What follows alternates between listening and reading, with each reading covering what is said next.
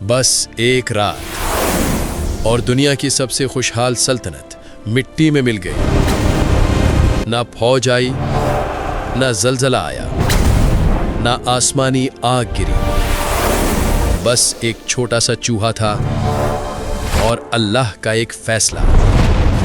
ये उस कौम की कहानी है जिसके पास सब कुछ था, दौलत, ताकत, अक्ल, निज़ाम और एक मलिका जिससे खुद अल्लाह के नबी ने बात की थी।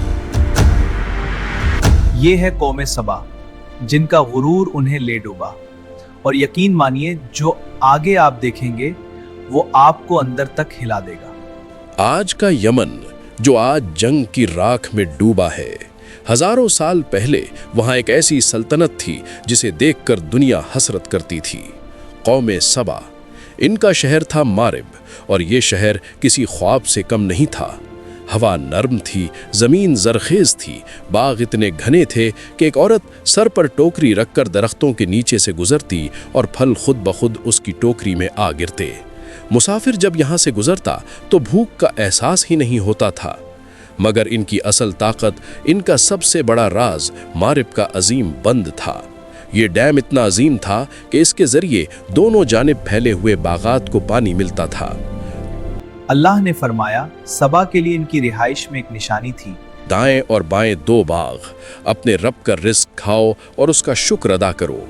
ये सिर्फ दौलत नहीं थी, ये अल्लाह की रहमत का एक निज़ाम था।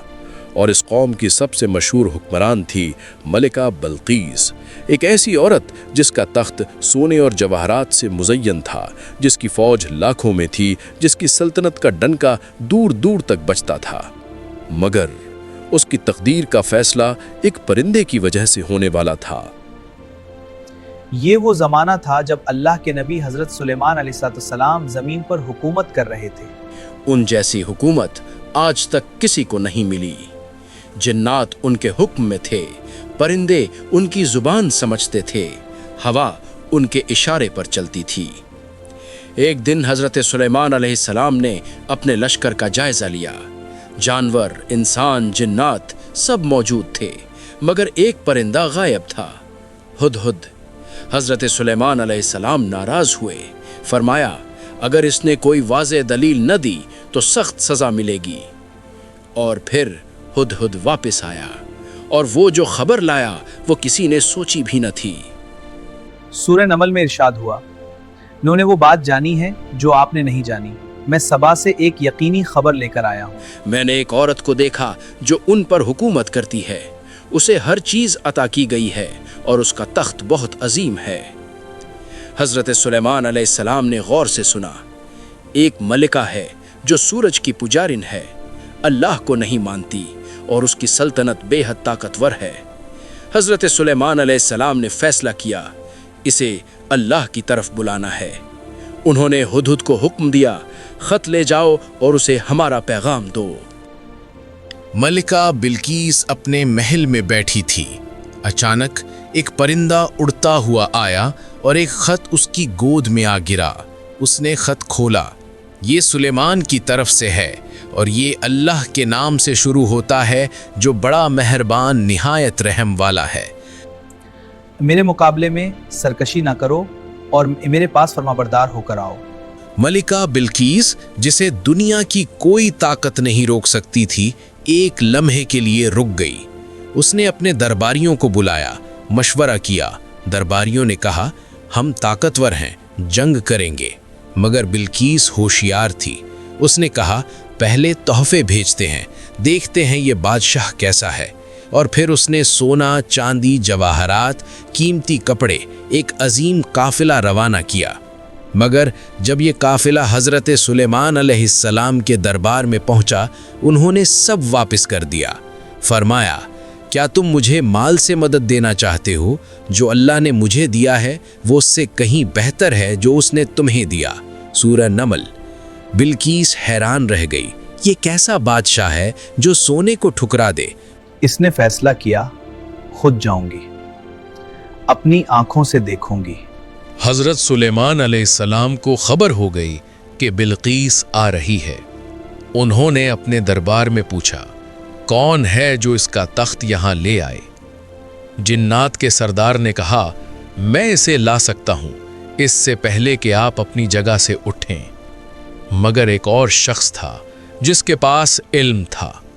اس نے کہا، میں اسے آپ کے پاس لے آتا ہوں اس سے پہلے کہ آپ کی نظر آپ کی طرف پلٹے۔ اور پلک جھپکتے تخت سامنے تھا۔ ہزاروں میل دور سے ایک لمحے میں حضرت سلیمان علیہ السلام نے فرمایا، تخت کی شکل بدل دو، دیکھتے ہیں بلقیس پہچانتی ہے یا نہیں۔ جب بلقیس آئی اور تخت دیکھا، وہ ہکا بکا رہ گئی، بولی، یہ تو میرا ہی جیسا ہے۔ پھر اسے محل میں لے جایا گیا، وہ محل جس کا فرش شیشے کا تھا۔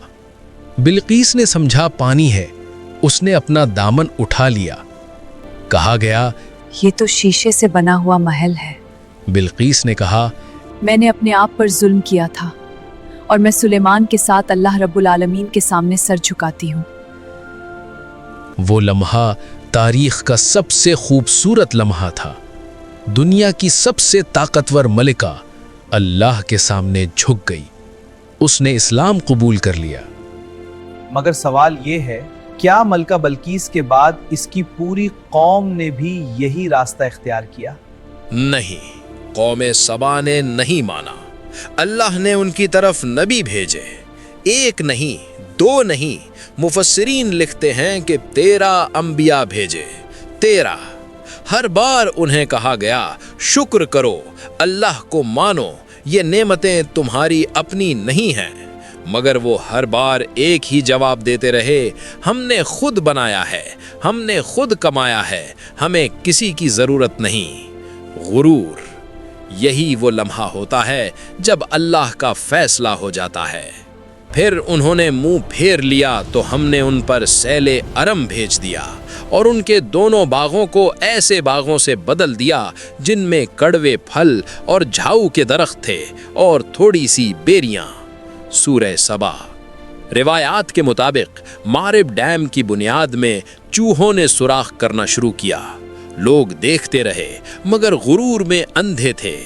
ابن کثیر اور دیگر مفسرین لکھتے ہیں کہ جب یہ چوہے بند کی جڑیں کاٹ رہے تھے، ایک دانا شخص عمر بن عامر الازدی نے یہ منظر دیکھا۔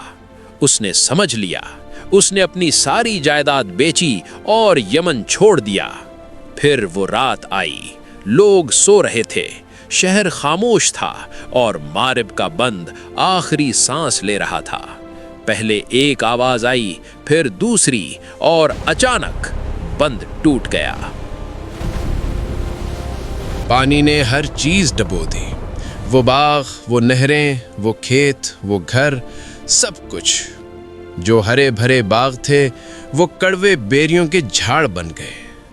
وہ قوم جس کے پاس سب کچھ تھا، دولت، طاقت، نظام، بس شکر نہیں تھا تو سب کچھ چلا گیا ایک چوہے کے ذریعے۔ وہ بستی آج مٹی کے ڈھیر کے نیچے دبی ہے۔ یہ واقعہ ہم سب کے لیے ہے۔ اگر اللہ کی دی ہوئی نعمت اللہ سے دور کر دے تو وہ رحمت نہیں رہتی، عذاب بن جاتی ہے۔ سوچئے، اگر ایک چھوٹا سا چوہا اللہ کے حکم سے سلطنت گرا سکتا ہے تو ہم کس گنتی میں آتے ہیں؟